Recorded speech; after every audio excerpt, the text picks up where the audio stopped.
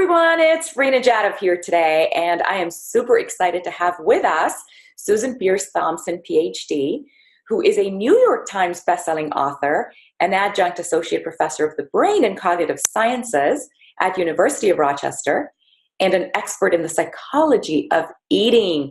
Yes, we are talking about weight loss today. But you know what? It's a lot more than weight loss. We are talking about the right way to eat and an easier way to weight loss. She's the president of the Institute for Sustainable Weight Loss and the founder and CEO of Bright Line Eating Solutions, a company dedicated to helping people achieve the health and vibrancy that accompany permanent weight loss. Her program, which by the way, everyone I've talked to raves about, utilizes cutting-edge research to explain how the brain blocks weight loss. See, I knew it. It's not our fault. It's the brain. And every day she teaches people how to undo that damage so they can live happy, thin, and free. Welcome, Susan. Hey, so good to be here with you, Rena. I'm super excited. I know so are our listeners and viewers. Now, for those of you, quick reminder, if you're listening to this on a podcast, there is a video to go with it. If you're on a video, know that there's a podcast. If you want to hop over to iTunes or SoundCloud, you're going to love what you're going to hear today. So I'm hoping at the end you're going to share with your loved ones who could use a little extra help. All right, this is a book masterclass, which means we're going to go over all the different chapters of the book. Susan, let's get started with the introduction. So you have a fascinating story of how you lost your weight, and B, of course, why you wrote the book. Why don't you tell us a little bit about that? Oh, sure, Rena. So I read this quote somewhere. I forget who said it. The quote was either in the book Atomic Habits or Tribe of Mentors, because those are the two books that I'm reading right now. But it said, in order to write a great book, you must first become the book. Mm-hmm. And that is my story. So I wrote this book on the neuroscience of food addiction and weight loss and how people who've struggled their whole life can finally lose weight. The average person who tries my program has tried more than 16 times to lose weight in their life unsuccessfully. And that's my story. And, I was overweight as a kid. I didn't think I was, but looking back at pictures, I was already overweight by the age of 6 or 7 or 8, quite pudgy. And then, I weighed more than I weigh now at the age of 11.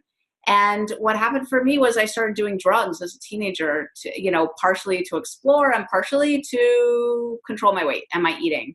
And I have a very addictable brain, Rena, just super addictable. And that kind of took over my life. I dropped out of high school and I started using harder and harder drugs, the ones that really are good for weight control, like crystal meth and cocaine and ultimately crack cocaine. Yikes.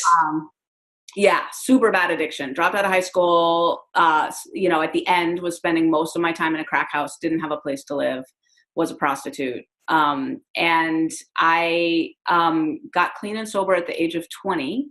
And I'm 44 now, so I haven't had a drink or a drug in 24 years. That's congratulations. That's huge. Thank you. The biggest miracle of my life. But, I put down the drink and the drug and I got fat so fast. I knew I would, I could do it. And at first I didn't care because, I was just so grateful to be lifted out of the hell that I was living in.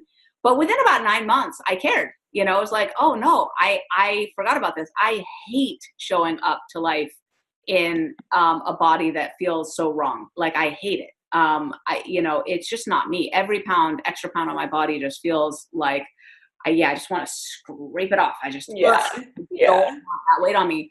And so I marched myself down to a 12-step food program. And that started 20 years for me in 12-step food programs. Lots of them. There's many different ones. And I had some lack of success and then some serious success and sponsored a gazillion people and did different 12-step programs in different cities. So I got a sense of kind of the landscape of how they work, what works, what doesn't work. And so when I was 28 years old, in 2003, I'd become obese already in my 20s. And when I was 28 years old, I finally sort of found the thing that worked for me and the formula for exactly how to jigger and figure my food. And I lost all my excess weight. And I've been in a size 4 body since, 2003. So that's 15 years now. I don't know if you know this. Do you know how rare that kind of sustained weight loss is, to actually No, tell our listeners, because very few people know how unsustainable weight loss really is. Yeah, right. So once you've hit obesity, like the odds of actually living in a truly like a normal BMI for over a decade, they're infinitesimal. It's like 1/100th of 1%. You know, almost like a unicorn. Like they just don't exist, folks who do that. There are people who lose some weight and keep it off for some period of time, but to lose all your excess weight and then keep it off for more than a decade, like long term, I'm 15 years and counting now. It just doesn't happen. It's like you've switched the body, right? That's what it is. Totally. And the brain. Yeah. And the brain, of course. Yeah, totally. So, in the background there, I was like, you know, I got my high school equivalency test. I went to San Jose City College. I did well. I transferred from there to UC Berkeley. I got straight A's and spoke at the graduation. I got into every graduate school I applied to. I went to one of the top 3 schools in the world in brain and cognitive sciences. I got my PhD in that in 2003, same year that I lost my weight. And then I did a 2-year postdoc in psychology in Australia, and then came back to the States and became a tenured psychology professor. And I started teaching a college course on the psychology of eating and the neuroscience of food addiction. And so 5 years ago, I was at this place in my life where I was spending about 30 hours a week for fun and for free, just helping people lose their weight and keep it off on a volunteer basis, working with people, you know, seriously, like 5 hours a day. And then I had 3 little kids. And over here, I was a tenured psychology professor teaching my courses, you know, the assistant chair of the psychology department.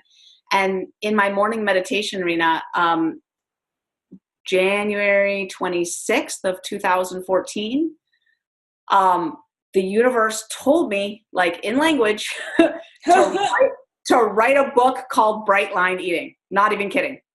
And it came with such force, this message, that it was like, it shook my whole body, and it was like a mandate. And it also luckily came with the motivation to do it, because I was already pretty busy. And I was getting up at 5 a.m. and busy nonstop until, you know, 10 or 11 p.m. And that, you know, what I started doing was the next day, I started setting my alarm at 4:25 a.m. and writing my book proposal from 4:30 to 5 a.m. every morning before my meditation. And I didn't miss a day for months.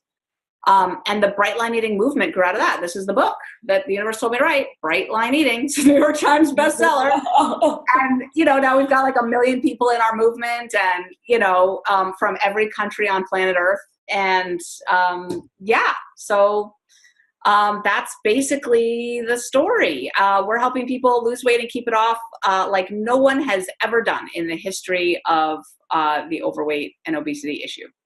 Fascinating, inspiring. You're amazing. And I can't wait to dive right into the chapters. Let's do it.